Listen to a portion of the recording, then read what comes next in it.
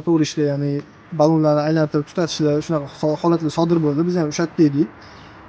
Bu bo'lgan holatlardan uzr so'raymiz. Xodimlar hammasini tushuntirishdi. Kimga ziyon yetkazgan bo'lsa yokida xato qilib qo'ygan bo'lsa, ziyon tegib qolgan bo'lsa, uzr so'raymiz. Bu narsani tushundik, boshqa qaytarmaymiz.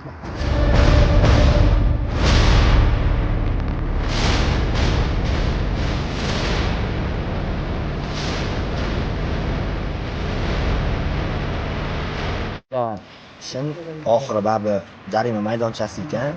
Men tengi bolalarga, men qatori bolalarga bunaqa ish qilishni tavsiya bermayman.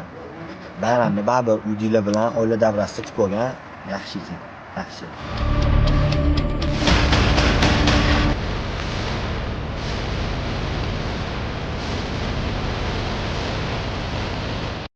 Maqsadga loyihalarni tutatib, videolar tarqalib ketibdi. Qilgan ishimdan pushaymonman. Uzr so'rayman. Kecha o'yin kuniga botuvdi, odamlar yig'ilotuvdi. O'shanda orqa ballonni tutatib, yoshlik qilib qo'yamiz. Mumkin emasligini bilamiz.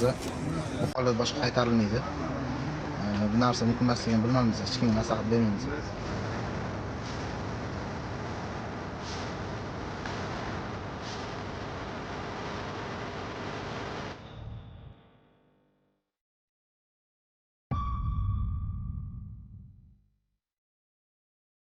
Ozgina mashinani drift qilib, ozgina nimadirlar qilib, mashinani ustiga chiqib o'ynab, ozgina sho'xlik qilib qo'yamiz. Qo'shilib o'ynadik. Keyin Gentrani ustiga chiqib, men ozgina odamlarni o'zimga qaratib, baqir-chaqir qildim.